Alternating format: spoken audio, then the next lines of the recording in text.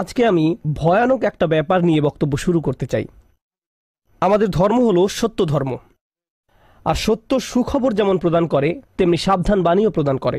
আমাদের সকল নবী রাসূলদের, বিশেষত রাসূলুল্লাহ সাল্লাল্লাহু আলাইহি সাল্লামকে আল্লাহ আজ্জা ওয়া জাল্লা বর্ণনা করেছেন মুবাশশিরান ওয়া নাযিরান, সুসংবাদদাতা ও সতর্ককারী। যদি কেউ শুধু সুসংবাদ প্রদান করেন তাহলে সে সাবধান বাণীর কথা ভুলে যাবে, আর যদি শুধু সতর্ক করতে থাকেন তাহলে সে এতই হতাশ হয়ে পড়ে যে মনে করে ভালো খবর বলতে আসলে কিছু নেই। বুঝতে পারলেন? আমি চেষ্টা করেছি এই ভারসাম্য রক্ষা করার। যেহেতু এই মাসটি প্রত্যাশার মাস, তাই আমি সুসংবাদের উপর একটু বেশি জোর দিয়েছি। আল্লাহ আজ্জা জাল্লার প্রতি আমাদের আশা এবং ভালোবাসা বৃদ্ধি করার চেষ্টা করেছি, কিন্তু এই একই সময়ে এর মাঝে একটা ভারসাম্য থাকতে হবে। যদিও আজকের বক্তব্যের শেষ অংশে আসার খবর আছে, কিন্তু শুরু করছি এমন একটা জায়গা থেকে যা অতটা আশাব্যঞ্জক নয়। দেখুন, আমাদের পূর্বের জাতি বনী ইসরায়েলকে আল্লাহ কিতাব দান করেছেন। আমাদের যেমন কোরআন রয়েছে, তাদেরকেও অন্য কিতাব দেওয়া হয়েছিল। কোরআন যাকে বর্ণনা করেছে অন্য কোরআন হিসেবে, অর্থাৎ আগের কিতাব। তারা তাদের কিতাবকে গুরুত্ব দিয়ে গ্রহণ করেনি। তাদের মাঝে বেশ কিছু বিভ্রান্তিমূলক ধারণা গড়ে ওঠে। আমরা যদিও এত ভালো মুসলমান নই, সমস্যা নেই। আল্লাহ যদি আমাদের দোজখে ফেলেনও, সবচেয়ে খারাপ পরিস্থিতিতে আল্লাহ যদি আমাদের জাহান্নামে ফেলেনও, এটা হবে সাপ্তাহিক ছুটির মতো, কয়েকদিন মাত্র। কারণ তিনি আমাদের এতই ভালোবাসেন যে মুসলমানরা শেষমেশ তো জান্নাতে যাবেই। তাই আমরা যদিও জাহান্নামে যাই, সেটা হবে অল্প কিছু দিনের জন্য, সমস্যা নেই। লান তামাসসানান নারু ইল্লা আইয়ামাম মা'দুদাত, গুটি কয়েকদিন ছাড়া আগুন কখনো আমাদের স্পর্শ করবে না, কিছুদিন মাত্র। ব্যাপারটা হলো, জান্নাত জাহান্নামের পূর্বে বিচার দিবস রয়েছে, যেটি একদিনের জন্য, সেটা 1000 বছর লম্বা হবে।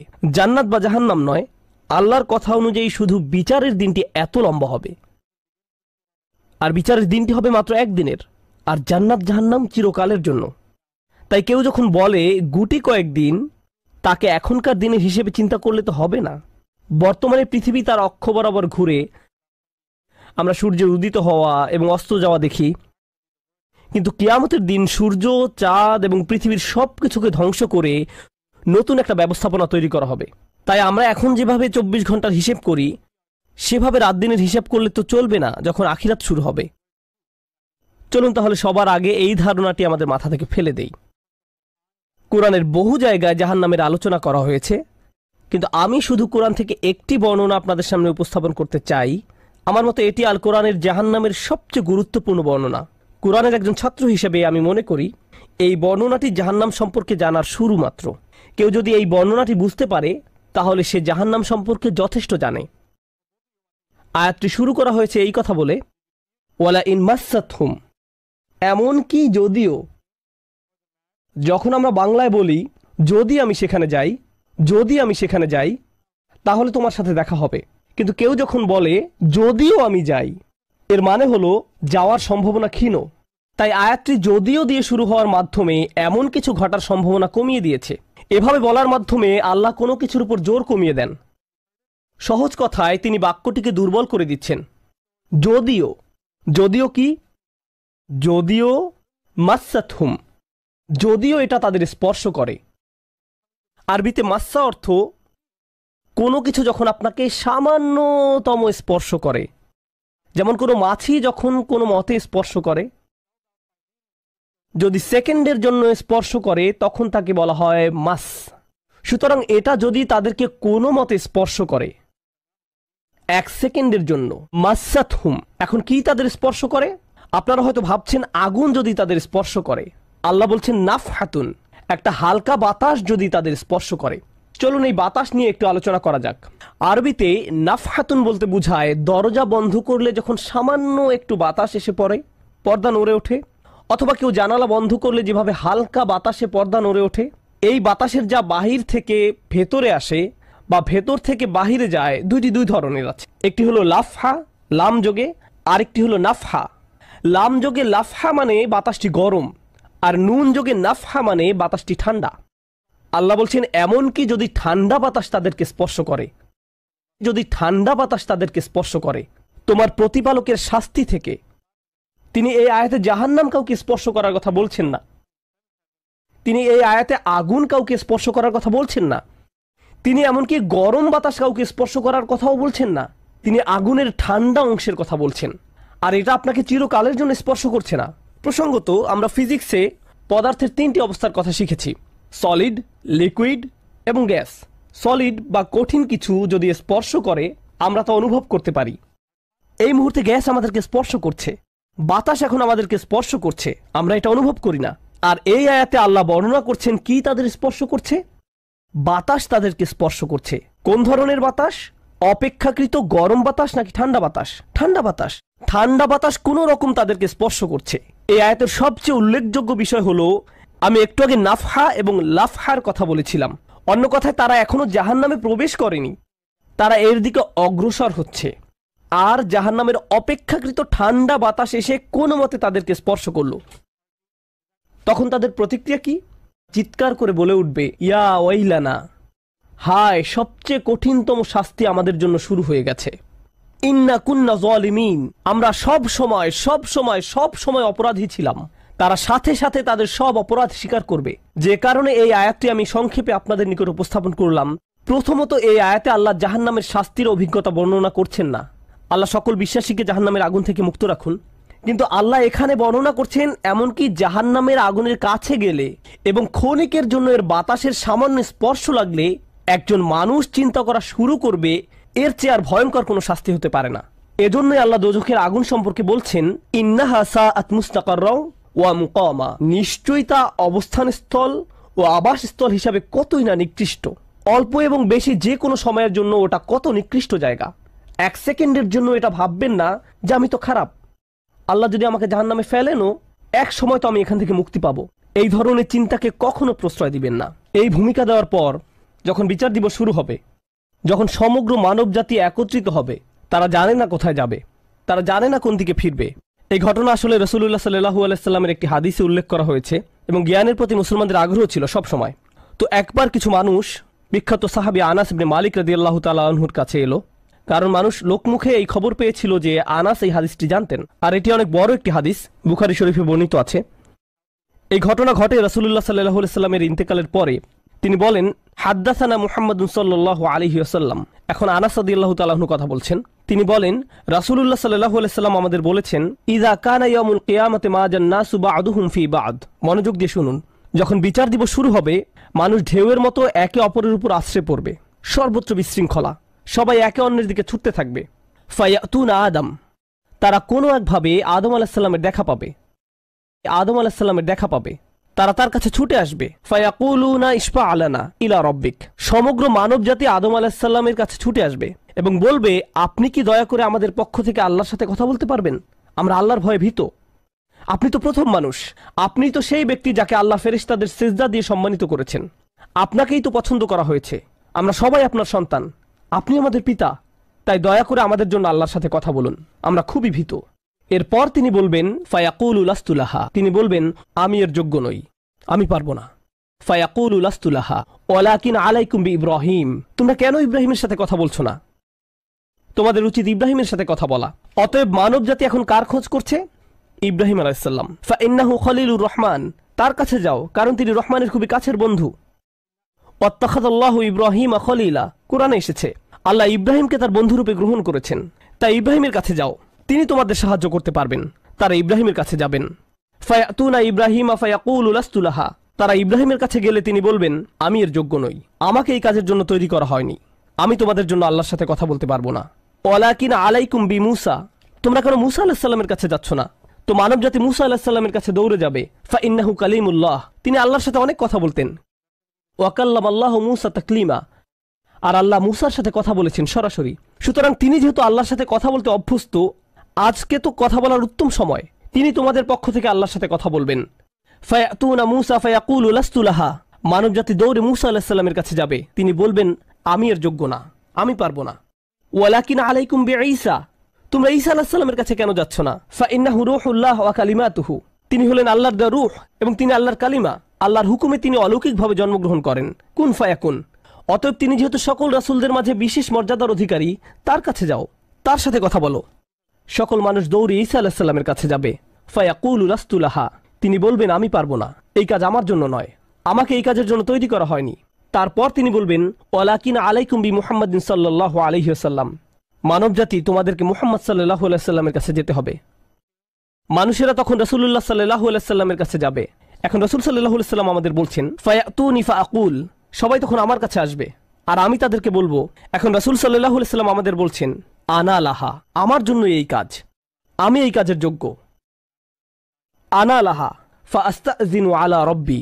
প্রসঙ্গত আমি আপনাদেরকে আরো বলার পূর্বে বিচার দিনের একটা দৃশ্য হলো, আল্লাহ বলেন, ইয়াউমা ইয়াকুমুর রূহু ওয়াল মালাইকাতু সাফফান লা ইয়াতাকাল্লামুনা ইল্লা মান আযিনা লাহুর রহমান ওয়া ক্বালা সাওয়াবা। যেদিন রূহ ও ফেরেশতাগণ সারিবদ্ধভাবে দাঁড়াবে, এমন এক সময় থাকবে যখন কেউ কথা বলতে পারবে না। এমন এক ধরনের নীরবতা, এমন নীরবতা বিরাজ করবে যার কথা মানবজাতি কোনোদিন শোনেনি। এমন ধরনের নীরবতার অস্তিত্ব কখনো কোনোদিন ছিল না। সেই রকম পিনপতন নীরবতায় আল্লাহ বলেন, লা ইয়াতাকাল্লামুন, কেউ কথা বলতে পারবে না, ইল্লা মান আযিনা লাহুর রহমান, দয়াময় আল্লাহ যাকে অনুমতি দিবেন সে ব্যতীত। আর তিনি হলেন মুহাম্মদুর রাসূলুল্লাহ সাল্লাল্লাহু আলাইহি সাল্লাম। তিনি এমন সময়ে আল্লাহর কাছে আসবেন যখন সৃষ্টির কারো একটি শব্দ করারও অনুমতি থাকবে না, সৃষ্টির কারো কোনো আওয়াজ শোনা যাবে না। তিনি আল্লাহর সামনে এসে আল্লাহর কাছে কথা বলার অনুমতি চাইবেন। ফায়ুযানু লি, তিনি বলেন আমাকে কথা বলার অনুমতি দেওয়া হবে। ওয়ায়ুলহিমুনি মাহামিদা আহমাদাহু বিহা লা ইয়াহদুরুনিল আন, সেই দিন আল্লাহ আমাকে স্পেশাল একটি দোয়ার মাধ্যমে তার প্রশংসা, তার কৃতজ্ঞতা করা শেখাবেন, যেটি বিচার দিবসে আমাকে দেওয়া হবে, যা এর পূর্বে কাউকে দেওয়া হয়নি, কোনো সৃষ্টিকে দেওয়া হয়নি। এক স্পেশাল ওয়াহি রাসূলুল্লাহ সাল্লাল্লাহু আলাইহি সাল্লামকে দেওয়া হবে বিচার দিবসে, যা কোনো সৃষ্টিকে দেওয়া হয়নি। আর তিনি সেই দিন সে স্পেশাল উপায়ে আল্লাহর প্রশংসা করবেন, লা ইয়াহদুরুনিল আন, আর সেই ওহী এখনো আমার কাছে আসেনি, সেই দোয়া এখনো আমি জানি না। ফা আহমাদাহু বিতিলকাল মাহামিদ, তারপর আমি আল্লাহর দেওয়া সেই স্পেশাল বাক্যগুলোর মাধ্যমে আল্লাহর প্রশংসা করব। ওয়া আখিরু লাহু সাজিদান, আমি সেই বাক্যগুলো উচ্চারণ করার পর আল্লাহর সমীপে সিজদায় অবনত হব। কিয়ামতের দিনের দৃশ্যপটে রাসূলুল্লাহ সাল্লাল্লাহু আলাইহি সাল্লাম এমন জায়গায় থাকবেন, এই অবস্থাকে বলা হয় মাকাম মাহমুদা, একটা স্টেশন, অথবা বলতে পারেন এমন একটা স্টেজ যা প্রশংসিত, আর মানবজাতি সেটা প্রত্যক্ষ করবে। আমরা সবাই এটা দেখতে পাবো। আমরা সবাই তখন নিশ্চুপ থাকব, আর তিনি সিজদায় পড়ে যাবেন। তিনি যখন সিজদায় পড়ে যাবেন তখন আল্লাহ আজ্জা ওয়া জাল্লা তার সাথে কথা বলবেন। এতক্ষণ তিনি আল্লাহর সাথে কথা বলছিলেন, এখন আল্লাহ আজ্জা ওয়া জাল্লা তার সাথে কথা বলবেন। তিনি কি বলবেন? ইয়া মুহাম্মদ ইরফা রাসাকা, তিনি বলবেন মুহাম্মদ তোমার মাথা উত্তোলন করো। ওয়াকুল, বলো, ইউসমা আলাকা, তোমার কথা শোনা হবে। শুধু যে আল্লাহ তার কথা শুনবেন তা নয়, বরং বিচার দিনে উপস্থিত সবাই তার কথা শুনতে পাবে। ইউসমা আলাক, তারপর আল্লাহ বলেন, ওয়াসাল তুতা, চাও তোমাকে দেওয়া হবে, তুমি যা চাও দেওয়া হবে। কিয়ামতের দিন আল্লাহর একটি সৃষ্টি কেমন পজিশনে থাকলে আমরা সবাই যখন আল্লাহর নিকট ভিক্ষা চাচ্ছি, আতমিম লানা নূরানা ওয়াগফির লানা, হে আমাদের পালনকর্তা, আমাদের নূরকে পূর্ণ করে দিন এবং আমাদেরকে ক্ষমা করুন, এই কথা বলে আমরা আল্লাহ আজ্জা ওয়া জাল্লার কাছে কাকুতি মিনতি করতে থাকব। আর এখানে আল্লাহ তার এই সৃষ্টিকে বলছেন, তুমি চাও, তুমি যা চাও আমি দিব, সাল তুতা। এই হলো আমাদের রাসূল সাল্লাল্লাহু আলাইহি সাল্লাম। তারপর আল্লাহ বলবেন, ওয়াশফা, তুমি যদি কারো পক্ষ থেকে কথা বলতে চাও, তুমি যদি কারো ব্যাপারে সুপারিশ করতে চাও, যাও সুপারিশ করো। তুশাফা, আমি তোমাকে অন্য মানুষদের পক্ষ হয়ে কথা বলার অধিকার দিলাম। তুশাফা, এই গ্যারান্টি আল্লাহ তার রাসূল সাল্লাল্লাহু আলাইহি সাল্লামকে দিয়েছেন। ফাকুলু ইয়া রব, তখন আমি বলবো ইয়া রব, উম্মতি উম্মতি, তিনি সর্বসাকুল্যে এই কথা বলবেন, এটাই তার সম্পূর্ণ বাক্য, আমার উম্মাহ আমার উম্মাহ, আমার মানুষ আমার মানুষ। কিয়ামতের দিন সবাই বলবে, নাফসি নাফসি, আমি নিজে আমি নিজে আমি নিজে। আল্লাহর নবীরা যারা মানুষকে আল্লাহর দ্বীনে আনার জন্য দিবারাত্রি পরিশ্রম করে গিয়েছেন, যেমন ইব্রাহিম আলাইহিস সালাম, যার এই দুনিয়ায় থাকাকালীন সময়ে শুধু একটাই উদ্বেগ ছিল মানুষের মুক্তি, বিচারের দিনে তিনি বলবেন, না, যাও অন্য কোথায় যাও, যাও মুসার সাথে কথা বলো। মুসা আলাইহিস সালাম, যিনি বনি ইসরাইল নিয়ে চিন্তিত ছিলেন, তিনি বলবেন, না, যাও ঈসার সাথে গিয়ে কথা বলো। আর আমাদের রাসূল সাল্লাল্লাহু আলাইহি সাল্লাম বলবেন, প্রসঙ্গত কোরআনে কিয়ামত দিবসের যে ভয়াবহতার কথা বর্ণনা করা হয়েছে তা একবার চিন্তা করে দেখুন। ইয়াউমা তারাউনাহা তাযহালু কুল্লু মুরদিআতিন আম্মা আরদাআত, প্রত্যেক মা যে তার বাচ্চাকে দুধ খাওয়াচ্ছে তার বাচ্চাকে ফেলে দিবে যেন সে কিছুই না। ইয়াফিরুল মারউ মিন আখিহি ওয়া উম্মিহি ওয়া আবিহি, সেদিন মানুষ তার ভাইয়ের কাছ থেকে পালাবে, মায়ের কাছ থেকে পালাবে, বাবার কাছ থেকে পালাবে। ওয়া সাহিবাতিহি ওয়া বানিহি, তার স্ত্রীর কাছ থেকে পালাবে, ছেলেমেয়ের কাছ থেকে পালাবে। আপনাদের কেউ কেউ হয়তো ইতিমধ্যে স্ত্রীর কাছ থেকে পালিয়ে বেড়ান, তাই আপনাদের কাছে হয়তো এটা অতটা ভীতিপ্রদ নয়। এই আয়াত হয়তো আপনার জন্য ভয়ের নয়, কেউ কেউ ভাবছে অবশেষে। যাই হোক, সমস্ত গুরুত্বের সাথে সেই দিন সবাই কাকে নিয়ে উদ্বিগ্ন থাকবে? নিজেকে নিয়ে। প্রকৃতপক্ষে সেদিন প্রত্যেক ব্যক্তি বলবে, অমান ফিল আরদি জামিআ সুম্মা ইউনজিহ, সবাইকে জাহান্নামে নিয়ে যান এবং বিনিময়ে আমাকে জান্নাতে প্রবেশ করতে দিন। এটাও কোরআনে এসেছে। মানুষ সেদিন এমন মরিয়া হয়ে উঠবে, সেদিন একজন মানুষ আল্লাহর সাথে কথা বলবেন, আর প্রথম যে শব্দগুলো তার মুখ থেকে উচ্চারিত হবে তা হলো উম্মতি উম্মতি। আপনার জন্য আপনার রাসূলের ভালোবাসা এমনই প্রগাঢ় সাল্লাল্লাহু আলাইহি সাল্লাম। আমার উম্মাহ, আমার উম্মাহ। যদি আমরা তাকে ভালোবেসে থাকি, তাহলে যেই উম্মতের জন্য আল্লাহ রাসূলের এত ভালোবাসা, সেই উম্মতের জন্য আমাদের অন্তরে কিভাবে এত ঘৃণার বাস হয়? কিভাবে সম্ভব এটা? কিভাবে আমাদের পরস্পরের প্রতি এত ক্রোধ, বিচার, সমালোচনা, বিভক্তি, বিদ্বেষ, অনুমান, অহংকার? আর এই মানুষগুলো দাবি করে তারা রাসূলুল্লাহ সাল্লাল্লাহু আলাইহি সাল্লামকে ভালোবাসে। এইসব তুচ্ছ বিষয় ভুলে যেতে এই ভালোবাসা কি যথেষ্ট নয়? আমাদের কোন পার্থক্যগুলো এর চেয়ে বড়? তো যখন রাসূলুল্লাহ সাল্লাল্লাহু আলাইহি সাল্লাম বলবেন উম্মতি উম্মতি, আল্লাহ সুবহানাহু ওয়া তাআলা বলবেন ফায়াকুলু ইনতালিক ফাআখরিজ মিনহা মান কানা ফি কলবিহি মিসকালা শাইরাতিন মিন ঈমান। মনোযোগ দিয়ে শুনুন, যাও এখান থেকে বের করে নাও যাদের অন্তরে ঈমান আছে, এমনকি এখানে শারিয়া মানে বার্লি দানা, যা সামান্য একটু লম্বা হয়, যাদের অন্তরে এতটুকু পরিমাণ ঈমানও আছে, যে কোনো ঈমান যদি তাদের অন্তরে থেকে থাকে, তাহলে তাদেরকে বের করে নাও। আপনি এগিয়ে যান এবং বের করে নিন। দৃশ্যপটটি কল্পনা করুন। রাসূলুল্লাহ সাল্লাল্লাহু আলাইহি সাল্লাম মানুষকে রাখছেন, যাও যাও যাও, তিনি তাদেরকে সরিয়ে নিচ্ছেন। কিছু মানুষকে নিয়ে যাওয়ার পর ফেরেশতারা থামিয়ে দিলেন, কারণ কারো কারো ঈমান এর চেয়েও ছোট। সামান্য পরিমাণ ঈমান বলতে আসলে কি বোঝায়? কেউ একজন হারাম কোনো কাজে যুক্ত ছিল, সে ভয়ানক কিছু একটা করছিল, কাজটা করে ফেলার পর তার মনে অনুশোচনা জাগ্রত হলো, তার ভেতর থেকে কিছু একটা বলছে এটা খারাপ কাজ, আমার এটা করা উচিত নয়, আল্লাহ আমাকে এটা সম্পর্কে জিজ্ঞাসা করবেন। তারপর কোনো একভাবে তার এই চিন্তাটাকে সে দমিয়ে দিল, থাক এখন চিন্তা করার দরকার নেই। কিন্তু পরবর্তীতে সে আল্লাহর কাছে দোয়া করে বলল, ইয়া আল্লাহ, আমি জানি না কিভাবে এই কুঅভ্যাস থেকে বাঁচব, আমাকে এর থেকে মুক্তি দিন। আমি চাই না এটা আমার জীবনে আর ঘটুক, কিন্তু তবু আমি এটাতে আটকা পড়ে আছি। অতি ক্ষুদ্র ঈমান তার ভেতর থেকে চিৎকার করছে, অন্য কেউ এটা শুনতে পারছে না, তার অন্তর এটা শুনছে। আর আল্লাহ আজ্জা জাল্লা বলছেন, তারা যদি এতটুকু ঈমানও দেখাতে পারে, আপনি এগিয়ে যান, তাদেরকে বের করে নিয়ে আসুন। আপনি তাদেরকে বের করে নিয়ে আসুন। আর তিনি যখন এভাবে মানুষদেরকে বের করে নিয়ে আসবেন, তখন ফেরেশতারা একসময় থামিয়ে দিবেন, কারণ অনেক মানুষের অন্তরে এতটুকু ঈমানও নেই, সামান্য অনুতাপটুকু তাদের অন্তরে ছিল না। থামিয়ে দিবেন, ফাআনতালিক ফাফআল, আমি গিয়ে এমনই করব, সুম্মা আউদ, তারপর আমি ফিরে আসব। অর্থাৎ ফেরেশতারা থামিয়ে দিবে, আর অন্য মানুষেরা সেখানে কাঁদতে থাকবে, আমাদের কি হবে, আমাদের কি হবে। তারপর রাসূলুল্লাহ সাল্লাল্লাহু আলাইহি সাল্লাম ফেরত আসবেন, ফাআহমাদাহু বিতিলকাল মাহামিদ, অতঃপর আমি পুনরায় সেসব প্রশংসা বাক্য দ্বারা আল্লাহর প্রশংসা করব। লক্ষ্য করুন, প্রথমবার তিনি প্রার্থনা করার জন্য অনুমতি চেয়েছিলেন, তাই না? দ্বিতীয়বারের বেলায় অনুমতির কোনো উল্লেখ নেই। লক্ষ্য করেছেন, তিনি আসলে সাথে সাথে আল্লাহর প্রশংসা করা শুরু করবেন। আল্লাহ কি তাকে এমনটি করতে বলেছেন? না, এটা হলো নিজ উম্মতের প্রতি তার অপরিসীম ভালোবাসার বহিঃপ্রকাশ। তিনি আবারও আল্লাহর প্রশংসা করা শুরু করবেন, এই আশায় যে আল্লাহ তাকে অটোমেটিক অনুমতি দিবেন। সুম্মা আখিরু লাহু সাজিদান, আর সিজদায় পড়ে যাব। ফায়াকুলু ইয়া মুহাম্মদ, আমাকে বলা হবে, হে মুহাম্মদ, ইরফা রাসাকা, তোমার মাথা উঠাও। কুল ইউসমা আলাকা, বলো তোমার কথা শোনা হবে। ওয়াসাল তুতা, চাও তোমাকে আবার দেওয়া হবে। ওয়াশফা তুশাফা, সুপারিশ করো, সুপারিশ গ্রহণ করা হবে। তোমাকে সুযোগ দেওয়া হবে তাদেরকে বের করে নেয়ার, তোমাকে তাদের জন্য সুপারিশ করার সুযোগ দেওয়া হবে। ফাআকুলু ইয়া রব উম্মতি উম্মতি, আমি তখন বলবো, হে আমার রব, আমার উম্মত, আমার উম্মত। তিনি তো ইতোমধ্যে অল্প ঈমানের অধিকারীদেরকে বের করে নিয়েছেন। ফায়াকুলু ইনতালিক, এরপর আল্লাহ বলবেন, এগিয়ে যাও। ফাআখরিজ মিনহা মান কানা ফি কলবিহি মিসকালা যাররাতিন আও খারদালাতিন মিন ঈমান, তোমাকে সুযোগ দেওয়া হবে তাদেরকে বের করে নেয়ার, সুপারিশ গ্রহণ করা হবে। যাদের অন্তরে এক বিন্দু পরিমাণে ঈমান আছে, বালির দানা নয়, বালির দানা তো এতটুকু লম্বা, বরং বিন্দু পরিমাণ। খারদালা মানে সরিষার দানা, অতি ক্ষুদ্র বিন্দুর মতো। আর যখন আল্লাহ বলছেন এর ওজনের মতো, বর্তমানে আমাদের কাছে ডিজিটাল ওজন মাপার যন্ত্র আছে, আগের দিনে পাল্লা ছিল, তাই আপনি যখন এক মুষ্টি চাল এক পাল্লায় রাখতেন, সেটা হয়তো তেমন একটা ঝুঁকতো না। যদি একটু বেশি করে চাল রাখতেন, তখন একটু ঝুঁকতো। এখন ডিজিটাল ওজন মাপার যন্ত্র দিয়ে গ্রাম, কিলোগ্রাম মাপা হয়। এমনকি সামান্য কয়েক দানা রাখলেও যন্ত্রের স্ক্রিনে ভেসে উঠে 0.001 গ্রাম। এখন শুধু একটি চাল রেখে দেখুন, বা একটি সরিষার দানা রেখে দেখুন, স্ক্রিনে কিছু ভেসে উঠে কিনা? কিছুই হয় না, কিছুই হয় না।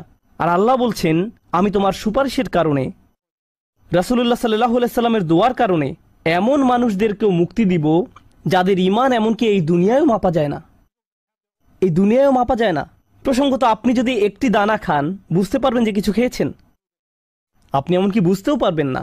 এটা হলো এমন ধরনের ঈমান যার আছে এটা সে নিজেও ভালোভাবে বুঝতে পারে না, এমনকি তারা নিজেরাও ঠিকমতো বুঝে উঠতে পারে না যে ঈমান আছে, আর অন্যরা কিভাবে বুঝবে। আর কেউ যদি একটি দানা আহার করে এটা তাদের পুষ্টি সাধনে তেমন কোনো ভূমিকা রাখতে পারে না, এটা শরীরের জন্য যথেষ্ট পরিমাণের খাবার নয়। ঠিক তেমনি যার সরিষার দানা পরিমাণ ঈমান ছিল, সেই ঈমানও একটি ভালো জীবন অতিবাহিত করার জন্য তা যথেষ্ট ছিল না, কিন্তু তাদের অন্তরের কোনো এক জায়গায় একটি ঈমানের বাস ছিল। আল্লাহ বলছেন, তুমি এমন যাদেরকে পাও তাদেরকেও বের করে নিয়ে আসো। ফাখরিজহু ফাআনতালিক, আমি যাব এবং তাই করব। আর এটা বিশাল এক জনগোষ্ঠী যারা আল্লাহর কাছ থেকে দূরে সরেছিল, তাদের ভেতরে একেবারে ক্ষুদ্র কিছু ঈমান ছিল। এরপর তো আর কিছু নেই মনে হচ্ছে, ঘটনা শেষ। কিন্তু রাসূলুল্লাহ সাল্লাল্লাহু আলাইহি সাল্লাম এখানেই থেমে যাননি। ফাআহমাদাহু বিতিলকাল মাহামিদ সুম্মা আখিরু লাহু সাজিদান, তিনি এখানেই থেমে যাননি, তিনি আবারও ফিরে যাবেন এবং আমি সেসব প্রশংসা বাক্য দিয়ে আল্লাহর প্রশংসা করব এবং আবারও সিজদায় পড়ে যাব। ফায়াকুলু ইয়া মুহাম্মদ ইরফা রাসাকা, আমাকে বলা হবে হে মুহাম্মদ মাথা উঠাও। ওয়াকুল ইসমা আলাকা, বলো তোমার কথা শোনা হবে। ওয়াসাল তুতা, চাও দেয়া হবে। আল্লাহ আজ্জা ওয়া জাল্লা সহজেই বলতে পারতেন তুমি তো ইতিমধ্যে চেয়েছো এবং তোমাকে দেয়া হয়েছে, কিন্তু তৃতীয়বারের মতো রাসূলুল্লাহ সাল্লাল্লাহু আলাইহি সাল্লামকে বলা হচ্ছে ওয়াশফা তুশাফা, এগিয়ে যাও, মানুষের জন্য সুপারিশ করো, গ্রহণ করা হবে, তোমাকে তাদের পক্ষে চাওয়ার সুযোগ দেওয়া হবে, আমি তোমাকে এটা দিচ্ছি। ফাআকুলু ইয়া রব উম্মতি উম্মতি, আমার উম্মাত আমার উম্মাত। এখন চলুন এখানে একটু থামি। যদি আপনি এই সুযোগ পেতেন, আল্লাহ যদি আপনাকে বলতেন তুমি যা চাও তাই পাবে, তুমি চাও দেয়া হবে, যা কিছুই তুমি চাও না কেন, আমাদের বিশাল একটা লিস্ট আছে। রাসূলুল্লাহ সাল্লাল্লাহু আলাইহি সাল্লামকে এই সুযোগ কয়বার দেওয়া হয়েছে? কত মিলিয়ন মানুষকে ইতিমধ্যে রক্ষা করা হয়েছে। তৃতীয়বার তো তিনি নিজের জন্য কিছু চাইতে পারতেন। আমরা তো মানুষ, আল্লাহ যদি বলেন চাও আমি দিব, আর এই মানুষটি আল্লাহর সামনে দাঁড়িয়ে আছেন আর তাকে বলা হচ্ছে, কিন্তু তারপরেও তার জিহ্বায় উম্মাহ উম্মতি উম্মতি। তো আল্লাহ বলবেন ফায়াকুলু ইনতালিক, সামনে এগিয়ে যাও। ফাখরিজ মান কানা ফি কলবিহি আদনা আদনা আদনা মিসকাল হাব্বাতিন খরদালিম মিন ঈমান, যাও সামনে এগিয়ে যাও এবং এমন প্রত্যেক ব্যক্তিকে বের করে আনো যার একটি সরিষার অতি ক্ষুদ্র অতি ক্ষুদ্র অংশ পরিমাণ ঈমান আছে। এত ক্ষুদ্র বিন্দু যাকে আপনারা হয়তো মাইক্রোস্কোপিক বলবেন, যদি তাদের এক অ্যাটম বা এক সাব অ্যাটমিক কণার পরিমাণ ঈমান থাকে, এই পৃথিবীতে যা দেখা শোনা বা উপলব্ধি করা সম্ভব নয়, যদি তাদের গভীর অবচেতন মনের কোথাও কণা পরিমাণ ঈমান থাকে, যদি তাদের ততটুকু ঈমান থাকে, এগিয়ে যাও এবং তাদের বের করে নিয়ে আসো। যদি তাদের অন্তরে এতটুকু ঈমান থাকে, তো আল্লাহ রাসূলুল্লাহ সাল্লাল্লাহু আলাইহি সাল্লামকে বলবেন ফাখরিজহু মিনান নার, তাদেরকে আগুন থেকে বের করে আনো। কথাটা মনোযোগ দিয়ে শুনুন, তাদেরকে কোথা থেকে বের করে আনো? আগুন থেকে। অর্থাৎ কিছু মানুষ ইতোমধ্যে জাহান্নামে পতিত হয়ে গেছে। অনেক মানুষ এই হাদিস পড়ে মনে করে আমরা জাহান্নাম থেকে মুক্তি পেয়ে যাব, আগুন আমাদের স্পর্শ করবে না। কিন্তু হাদিস এই কথা বলছে না। রাসূলুল্লাহ সাল্লাল্লাহু আলাইহি সাল্লাম আল্লাহর কাছে কাকুতি মিনতি করছেন, আর এই দিনটি হবে 50,000 বছর লম্বা। অনেক মানুষের বিচার ইতোমধ্যে হয়ে গেছে। আর আমি আপনাদেরকে সেই আগুন সম্পর্কে শুরুতে বলেছিলাম, আপনি যদি এর বাতাসের স্পর্শ পান 1 সেকেন্ডেরও কম সময়ের জন্য, আপনার মনে হবে এর চেয়ে ভয়ঙ্কর আর কোনো শাস্তি হতে পারে না। আর আল্লাহ রাসূল সাল্লাল্লাহু আলাইহি সাল্লাম সেই মানুষগুলোর জন্য আশা ছেড়ে দেননি, তাদের জন্য হতাশ হয়ে পড়েননি। প্রসঙ্গত তারা মুসলিম, তারা কিন্তু মুসলিম, কারণ রাসূল সাল্লাল্লাহু আলাইহি সাল্লাম কি বলছেন, তার মুখ থেকে কোন কথাগুলো উচ্চারিত হয়েছে? উম্মতি উম্মতি। আগুনের মানুষগুলো মুসলমান, ওই মানুষগুলো অমুসলিম নয়, মুসলিম। তো রাসূল সাল্লাল্লাহু আলাইহি সাল্লাম বলেন ফাআনতালিকু ফাআফআল, আমি যাব এবং সেটাই করব। প্রসঙ্গত রাসূলুল্লাহ সাল্লাল্লাহু আলাইহি সাল্লামের এই কথার সাথে হাদিসের সমাপ্তি হলো। আনাস ইবনে মালিক রাদিয়াল্লাহু তাআলা আনহু তার কাছে আসা লোকদেরকে এতটুকু বর্ণনা করলেন। ফাকুলতু লিবাদি আসহাবিনা, হযরত আনাসের কাছে হাদিস শিখতে আসা একজন বলল, আমি আমার কিছু সঙ্গীকে বললাম, লাউ মারারনা বিল হাসান ওয়া হুয়া মুতাওয়ারিন ফি মানজিলি আবি খলিফা, চলো আমরা হাসান বসরির কাছে যাই। আমরা হাদিসটি আনাসের কাছ থেকে শুনেছি, কিন্তু আমরা জানি এই হাদিসটি হাসানও জানেন, চলো আমরা তার কাছে যাই। প্রসঙ্গত আনাস রাদিয়াল্লাহু তাআলা আনহুর তখন অনেক বয়স হয়ে গিয়েছিল এই হাদিসে কতবার রাসূল সাল্লাল্লাহু আলাইহি সাল্লাম আল্লাহর কাছে গেলেন? 3 বার। রাসূলুল্লাহ সাল্লাল্লাহু আলাইহি সাল্লাম ইন্তেকাল করেছেন বহু বছর আগে। আমরা জেনেছি এই হাদিস হাসান বসরিও জানেন। তারা আগে কখনো এই ধরনের কথা শুনেনি। খুবই আশ্চর্যজনক কথা। এজন্য তারা ব্যাপারটা যাচাই করতে চাচ্ছিলেন যে দেখা যাক হাসান বসরিও একই হাদিস বর্ণনা করেন কিনা। তারা শুনেছে হাসান বসরি বাস করেন আবু খলিফার বাড়ির পেছনের একটি ঘরে। তাই তারা হাসান বসরিকে খুঁজতে লাগলো। তারা তাকে খুঁজে পেলেন। হাদ্দাসানা আনাস ইবনে মালিক ফাআতাইনাহু ফাসাল্লামনা আলাইহি। তো আমরা তার কাছে এলাম এবং তাকে সালাম দিলাম। ফাআযিনা লানা, তিনি আমাদেরকে প্রবেশের অনুমতি দিলেন। ফাকুলনা লাহু ইয়া আবা সাঈদ, আমরা তাকে বললাম, হে সাঈদের পিতা, জিনাকা মিন ইনদি আখিকা আনাস ইবনে মালিক, আমরা আপনারই ভাই আনাস ইবনে মালিকের নিকট হতে আপনার কাছে আসলাম। ফালাম নারা মিসলা মা হাদ্দাসানা ফি শাফাআত, শাফাআত বিষয়ে তিনি যেমন বর্ণনা দিয়েছেন তেমনটা বর্ণনা করতে আমরা আর কাউকে দেখিনি। ফাকালা হি, তিনি বললেন ফাহাদ্দাসনাহু বিল হাদিস, আমার কাছে সেটি বর্ণনা করো, দেখি তোমরা আনাসের কাছ থেকে কি শুনেছ। তো তারা তার নিকট সম্পূর্ণ হাদিসটি বর্ণনা করে শোনালেন। ফাআনতাহা ইলা হাযাল মাওদি', আমরা এই পর্যন্ত অর্থাৎ 3 বার রাসূল সাল্লাল্লাহু আলাইহি সাল্লামের সুপারিশের কথা বলে শেষ করলাম। ফাকালা হি, তিনি বললেন আরো বর্ণনা করো। ফাকুলনা লাম ইয়াজিদ লানা আলা হাযা, আমরা বললাম তিনি তো এর অধিক আমাদের কাছে বর্ণনা করেননি, আমাদেরকে এতটুকুই বলেছেন। এখন হাসান কথা বলছেন, লাকাদ হাদ্দাসানি ওয়া হুয়া জামিউ মুনযু 20 সানাতান, তিনি অর্থাৎ আনাস আমার কাছে এই হাদিস বর্ণনা করেছেন যখন তিনি তখন যুবক ছিলেন, 20 বছর আগে। কত বছর আগে? 20 বছর আগে। আমি নিশ্চিত না তিনি কি বাকিটুকু ভুলে গেলেন, নাকি তিনি তোমাদেরকে বাকিটুকু বলেননি কারণ তাহলে তোমরা অলস হয়ে পড়বে। ফালা আদ্রি আনাসি আম কারিহা আন তাত্তাকিলু, তিনি এরপর বললেন এই হাদিসের চতুর্থ একটি অংশ আছে, আর আমি নিশ্চিত নই তোমাদের বলা উচিত কিনা, কারণ তার এখন বয়স বেশি হয়েছে, তার স্মরণশক্তি ওইভাবে কাজ করছে না। কিন্তু আমার সন্দেহ তিনি তোমাদের বলেননি কারণ তোমরা এতে অলস হয়ে পড়বে। তারা বলল, ইয়া আবা সাঈদ হাদ্দাসানা, আপনি কি আমাদেরকে এটা বলতে পারেন? আমরা আসলেই জানতে চাই। ফাদহিকা, তিনি হাসতে শুরু করলেন। ফাকালা খুলিকাল ইনসানু আজুলা, তিনি কোরআনের একটি আয়াত উল্লেখ করে বললেন, মানুষকে সৃষ্টি করা হয়েছে তাড়াহুড়া প্রবণ করে। মা যাকারতুহু ইল্লা ওয়া আনা আদরি আন উহাদ্দিসুকুম হাদ্দাসানি কামা হাদ্দাসাকুম বিহি, আমি তো বর্ণনার উদ্দেশ্যেই তোমাদের কাছে বিষয়টি উল্লেখ করলাম। তিনি তাদেরকে উৎসুক করে তুলেছিলেন, আমি তোমাদেরকে বলবো তিনি তোমাদের নিকট যা বলেছেন তা সত্য। হাসান আরও বলেন, রাসূলুল্লাহ সাল্লাল্লাহু আলাইহি সাল্লাম বলেন, এরপর আমি চতুর্থবারের মতো ফিরে আসব। ফাআহমাদাহু বিতিলকাল মাহামিদ, এবং সেসব প্রশংসা বাক্য দিয়ে আল্লাহর প্রশংসা করব, যে বাক্যগুলো আল্লাহ আমাকে দিয়েছেন, যা অন্য কোন সৃষ্টিকে এর পূর্বে দেয়া হয়নি, এবং সিজদায় পড়ে যাব। সুম্মা আখিরু লাহু সাজিদান, তখন বলা হবে, ফায়ুকালু ইয়া মুহাম্মদ ইরফা রাসাকা, হে মুহাম্মদ মাথা উঠাও। ওয়াকুল ইউসমা, বলো তোমার কথা শোনা হবে। ওয়াসাল তুতা, চাও দেয়া হবে। ওয়াশফা তুশাফা, শাফায়াত করো গ্রহণ করা হবে। এই সময়ে এসে এতটুকুর চেয়ে ছোট ঈমানও আর অবশিষ্ট নেই। সকল সম্ভাব্য ঈমানওয়ালাদের মুক্তি হয়ে গেছে। আদনা আদনা আদনা মিসকাল হাব্বা, সবাই মুক্তি পেয়ে গেছে। ফাআকুলু ইয়া রব ইযান লি ফি মান ক্বালা লা ইলাহা ইল্লাল্লাহ। এখন রাসূলুল্লাহ সাল্লাল্লাহু আলাইহি সাল্লাম বলেননি উম্মতি, এইবার তিনি উম্মতি বলেননি, তিনি বলছেন, হে আমার প্রতিপালক, আমাদেরকে তাদের সম্পর্কে শাফায়াত করার অনুমতি দান করুন যারা বলেছে লা ইলাহা ইল্লাল্লাহ। যে এমনকি এই কথা বলেছে, আচ্ছা ঠিক আছে, আমার মনে হয় একজন সৃষ্টিকর্তা আছেন। একটি কলেজ ক্যাম্পাসে হয়তো একদল ছাত্র মুসলিম ছাত্রদের সাথে আলোচনা করছে, তখন একজন বলল, আচ্ছা ঠিক আছে, দার্শনিক দৃষ্টিকোণ থেকে মেনে নিলাম একজন ঈশ্বর রয়েছেন, ঠিক আছে আমি মানলাম যে একজন ঈশ্বর আছেন। আমি বলছি না যে আমি মুসলিম, যদি উপাসনা করতেই হয় তাহলে শুধু এক ঈশ্বরের উপাসনা করতে হবে। তাদের অন্তরে কোনো অনুভূতি নেই, তারা কারো ইবাদত করছে না, তারা শুধু এই উপসংহারে পৌঁছেছে। প্রসঙ্গত এই ধরনের একটা সাদৃশ্য পাওয়া যায় সূরা হুজরাতের একটা আলোচনায়। আল্লাহ বলছেন, ফাকালাতিল আরাবু আমান্না কুল লাম তুমিনু ওয়ালাকিন কুলু আসলামনা, বেদুইনরা বলে আমরা ঈমান এনেছি। বলো তোমরা ঈমান আনোনি, বরং তোমরা বলো আমরা আনুগত্য স্বীকার করেছি। তোমরা শুধু ইসলামের প্রাথমিক ধারণা গ্রহণ করেছ। ধারণা থাকে এখানে, আর ঈমান কোথায় থাকে? যাদের অন্তরে কিছু ঈমান ছিল তাদের ইতোমধ্যে নেওয়া হয়ে গেছে।